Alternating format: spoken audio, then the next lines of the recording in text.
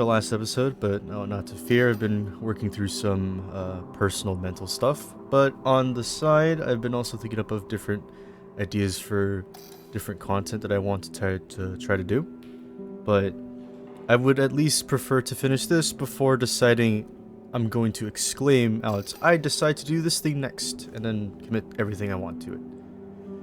And by the same token, I would also like to quickly showcase like 2-3 rounds of the training grounds that I like to do before each session, just so that whoever watches this long play content type videos can see that, like, you know, I do play this game in my own time. I do actually try to practice because I do have genuine love for the game. I do pick it up every now and again because it's like, well, let's relive this experience again because it was fun, and I think this is perfectly okay with it.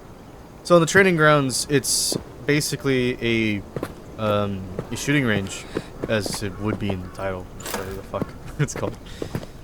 But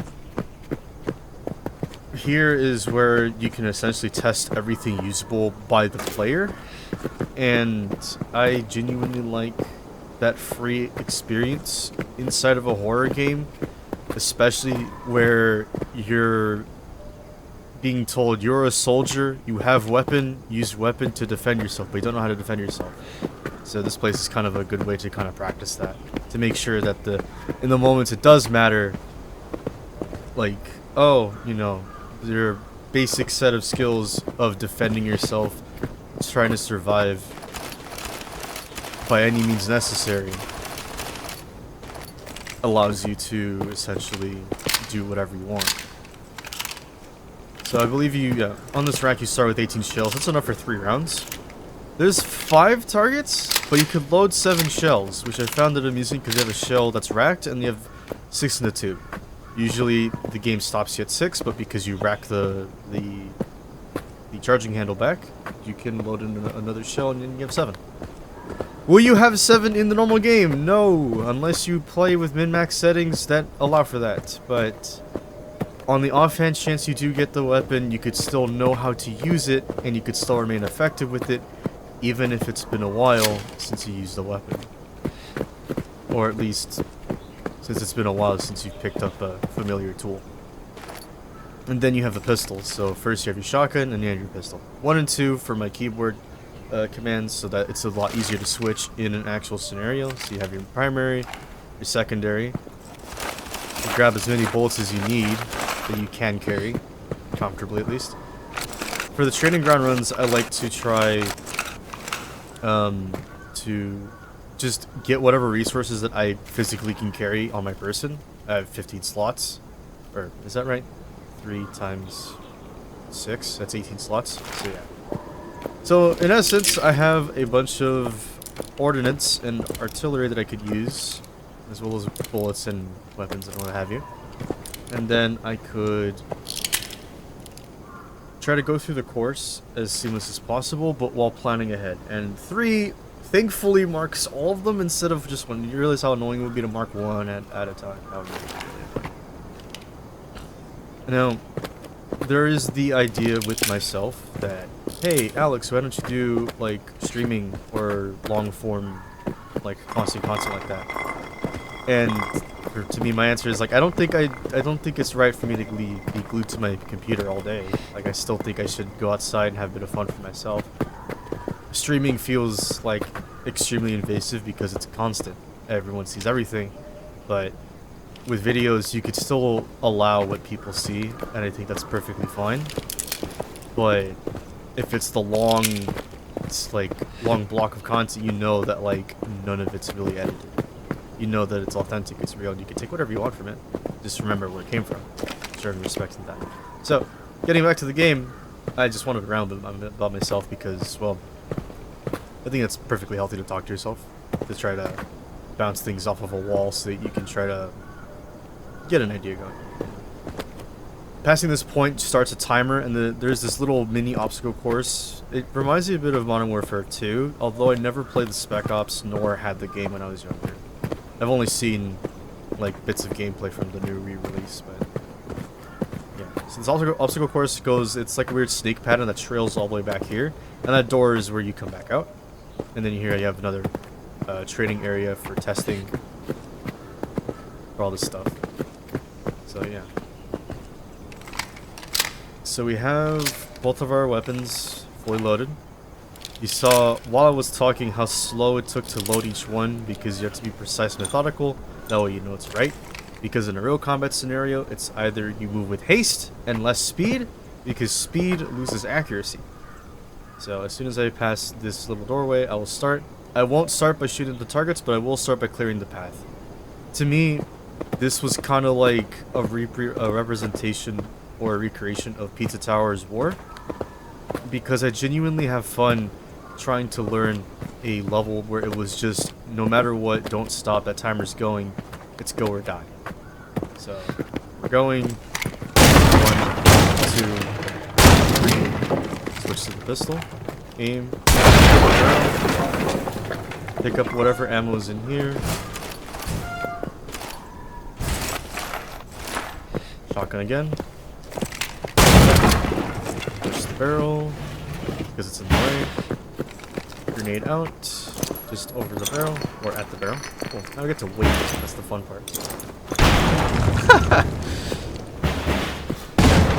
Oh man, blowing stuff up is really fun to see the sudden jerk and movement explosions.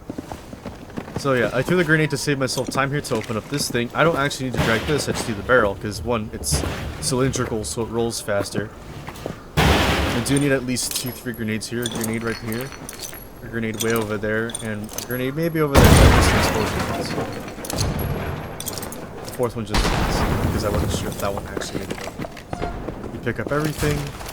Now, this whole time, I'm not looking at the timer, because it's me clearing the way to try to practice a run to get the skill sharp, so that when I'm in a combat scenario where I have to use my entire energy, everything about it, to move or die, then I could still keep myself alive. I have to clear the way for this barrel to get through here, because that is the only way you can get through this next segment. Like, if you try to do it without utilizing the physics engine, then you can't exactly do much with it. But of course, trying to turn a barrel is really weird. I'm very distracted by this barrel because it's not cooperating, and now it is. But that's okay. See, and there's other explosive barrels, you don't need to shoot them, but I just threw grenades on the off chance they would be hit. A couple of tables with bottles, and then a button, and now we're done. See how fast that course was? It was just 2 minutes, but I was mostly talking throughout most of it, and it is okay to kind of do that. It is okay to just do one just to get yourself going. Now you're warmed up, the way's clear. Now we can try an actual run where we try to hit all the targets with our shotgun, try to get with the pistol, and we keep doing that until all our ammo is spent, and then we can go on to the episode. Comment down below if you like me trying to showcase this sort of thing, but I wanted to do it once just to see what you guys think. If you guys leave a comment down below, it would be nice. If you don't, well, then I'm just going to continue doing as if, well, it's fine. Because to me, I see it's fine. So, 1, 2. Move the stuff out of the way because it didn't. 3. Don't need to turn left, just keep moving forward. Around the corner. Try to use the physics to jump higher. 4. I feel like there's like another one. I feel like I missed one. Anyway. 5, 6. Because you can clear this entire thing in the 30 seconds if you remove all the obstacles. If you remove all the obstacles, you can do the same thing a lot faster, like it's second nature. The point of this is to me to showcase what practice looks like. Because doing the same thing over and over again is not always a bad thing. It's always, okay, cool, how seamless is it? How second nature can it be? And you keep going when it feels like you're getting hit. It's like that one Rocky quote, like, it's not about how hard you can hit, it's about how hard you can get hit and still keep moving after that.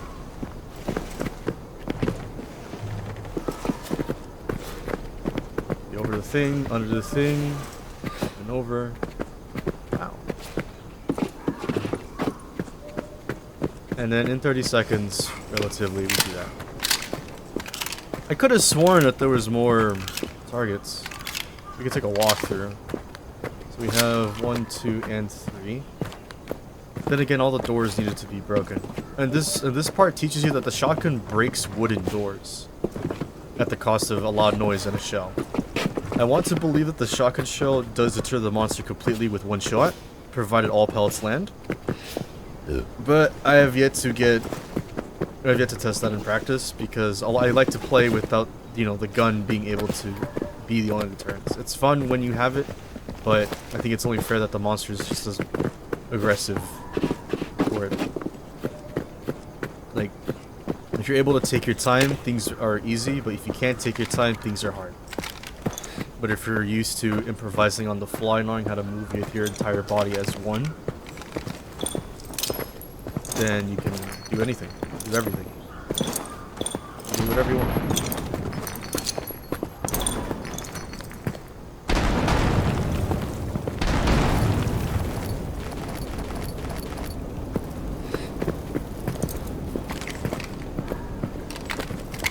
Let's finish up until we have expended all of our shells, and then we'll go continue off from our last save. Maybe that thing will keep happening where the other custom, like, max resources, max aggression save file will keep loading in. I don't know. I haven't really looked into that because it doesn't strike me as a problem that needs fixing.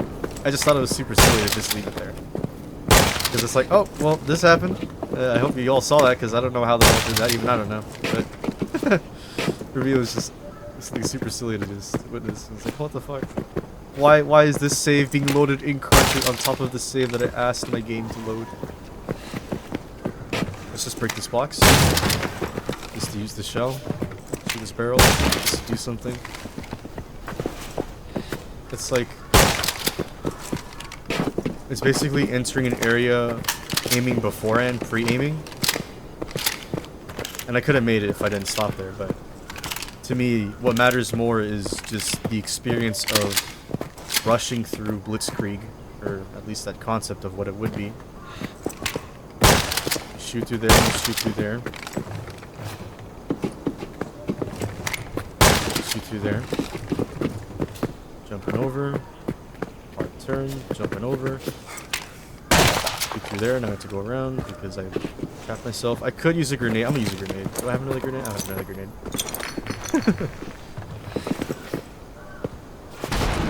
It's like acknowledging I have this, I can now do this. And once the pathway is blocked, it's like, well, what can I do about it? And, hey, I can still go around it. They've expended all of our shells. Awesome.